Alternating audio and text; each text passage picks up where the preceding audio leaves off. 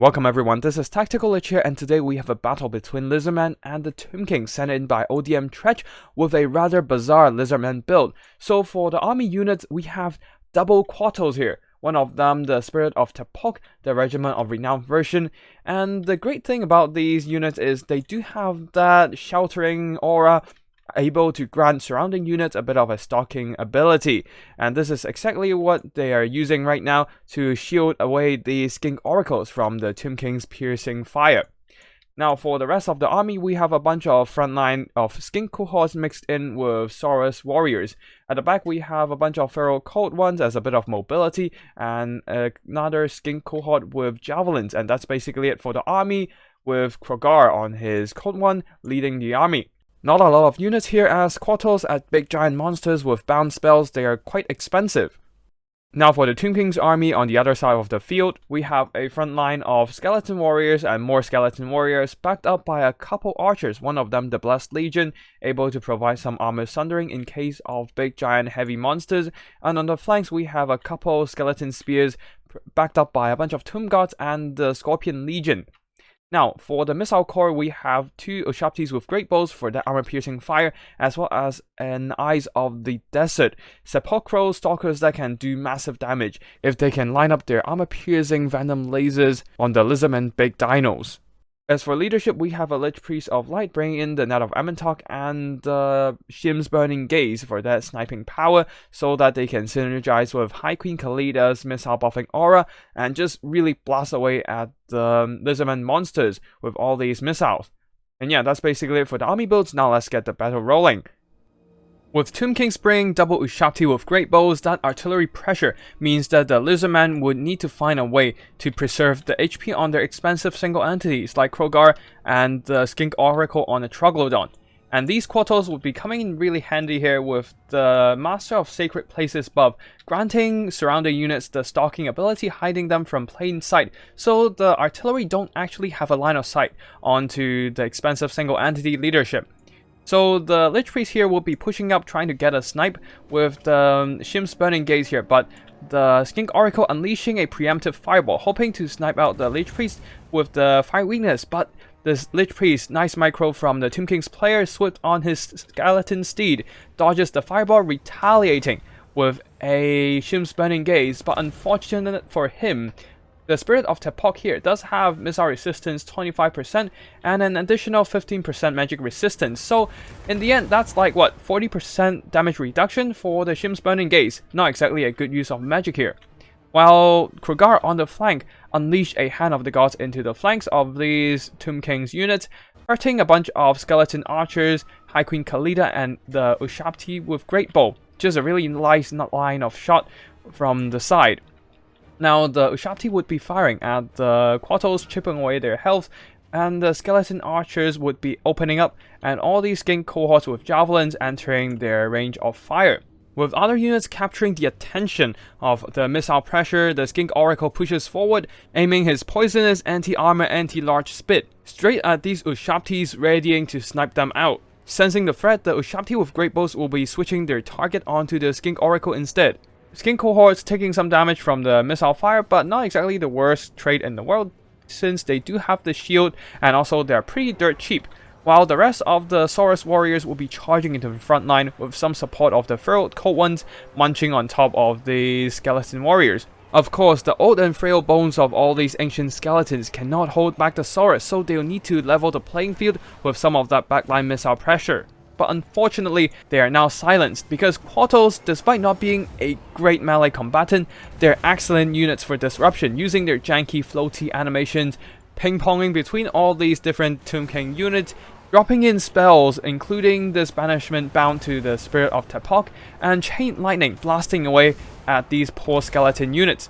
Now, as you can see here, they're not exactly doing the most damage in the world, but they are bouncing across the backline of the Lizardman formation, taking some shots from the Eyes of the Desert, but then they just jump right onto these units. The Eyes of the Desert, not exactly the greatest melee unit in the world, will be quickly retreating, but at the same time they are silenced for now, unable to fire. A chain lightning is dropped from the regular Coatl here, and the Shield of the Thorns buffing that physical resistance on surrounding units is dropped by the Spirit of Tepok, helping all these units in the vicinity hold for that much longer. As the High Queen Khalida right now being subjected to a bunch of crossfire from the Skink Oracle, including a fireball and a brutal blast from Kroq'Gar's unique item Hand of the Gods. She is going down, taking massive damage, barely clinging on to her dear life, or unlive when you think about what their current state. She is going to be dead again soon, as she goes for one last charge against the Quattle's back. Quattles though did not care, as they just fly around the battlefield, being occasionally healed by the Skink Oracle's Earthblood. Just a really nice combo there, using their missile resistance, tanking those missile damage, and then using their charge animation, wreaking havoc at the backlines of the Tomb Kings unit. Now there's only the one Ushabti with Great Bow free from the harassment of all these Quattle unit, but unfortunately the skeleton has crumbled in the front line, allowing all the Saurus warriors charging in, dragging these Ushabti with Great Bows into melee combat.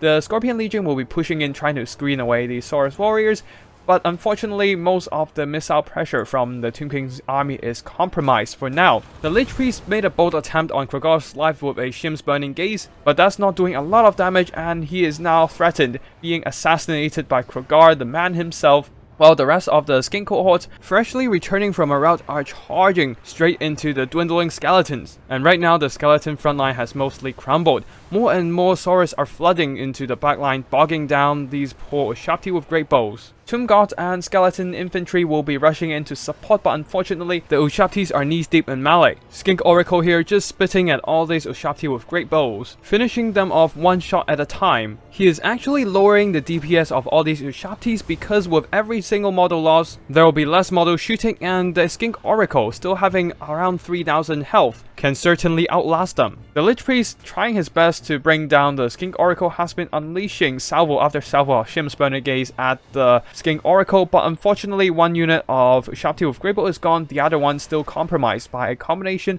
of Kroq'Gar himself and the Ushabti with Great Bow. One of the Quattles has been routed, but the Lizardmen already have the situation under control, as the Lich Priest here being hit by a fireball, taking some noticeable damage. He'll be retaliating with the Shim's Burning Gaze, but that doesn't really do too much here, as the Lich Priest is now finished off by the Skink Oracle's poisonous armor-piercing anti-large spit. Now, Kroq'Gar blasting away a bunch of Skeleton Spears and Tomb Guards with the ability, and the Skink Oracle will be healing this entire blob up with a bit of Earth Blood. At this point, the Lizardman has completely dominated the battlefield with their healthy single entities, and the Tomb Kings, without any ways to pull back the game, will have to admit defeat. Now that we're at the post-battle screen, just want to say a big thanks to Tretch for sending in this really fun replay.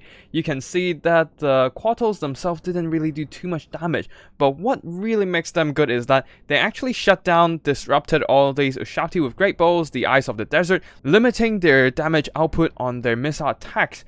And that allows the Troglodon and Kroq'Gar to stay safe, giving them the time and space to carry the game. As you can see here, the Skink Oracle, over 3k worth of damage value, just basically sniping out a whole bunch of Ushabti, sniping out the Lich Priest, sniping out High Queen Khalida and whatnot. The toxic spit on the Troglodon really can do some disgusting stuff. And don't forget about Kroq'Gar's Hand of the Gods and the great melee combat stats he has. These two are what carry the game, but of course the Quattles attracting the attention of all these missile troops, preventing them from firing, is what really helped these units shine. Kroq'Gar would not be sniped out by the Ushabti with Great Bows like usual. The role of Quattles are not a damage-dealing unit, but merely a disruption unit that provide a lot of support to your army, whether it's through their janky charge animation or their spell support. As for the rest of the army, we have the Skinks doing, well, fair. I mean, they're chaff after all, right? But the Saurus, of course, doing a solid job cleaving apart a whole bunch of skeleton infantry, and the clever girls, furrowed cold ones, not doing a lot of damage here, not a lot of good targets to take down, and the Tomb Guards as well as the Spears protected these skeleton archers really tightly. As for the Tomb King's army here, we have a bunch of skeletons not doing much. Of course, they're no match for the elite Saurus. And then we have the Tomb Guards doing okay. These guys not doing a lot of damage, but they actually retained quite a bit of health as the game was forfeit. while the missile troops of the Tomb King's army didn't do too much here, thanks to the disruption of the Coatls. Only one of the Ushabtis earned back its value, and for the single entities here, the Lich Priest did his best trying to pin down enemy units with the Net of Amentok and the Shim's Burning Gaze blasting away at enemy units, just not quite enough today. While High Queen Khalida, she was pretty much no match for the mighty Kroq'Gar, and of course combined with the crossfire from the Skink Oracle, she did not stand a chance after taking so much damage from the missile attacks. And yeah, that's basically it for today's battle. I hope you guys enjoy it with the Double-Coatl build right here. Really fun stuff. And if you want to see more, remember to hit the subscribe button down below to receive updates with every new video upload. And if you want to share your own replays, feel free to drop by my Discord or send me an email with the replay file attached. I'll be sure to check them out. I'll be doing more battle replays like this one, wild meme army builds, tips and strategies for Total War Warhammer multiplayer, and also occasional memes and shitpost videos. And yeah, that's it for today's video. Thank you for watching, and I'll see you in the next one. Tactical Lich, signing out.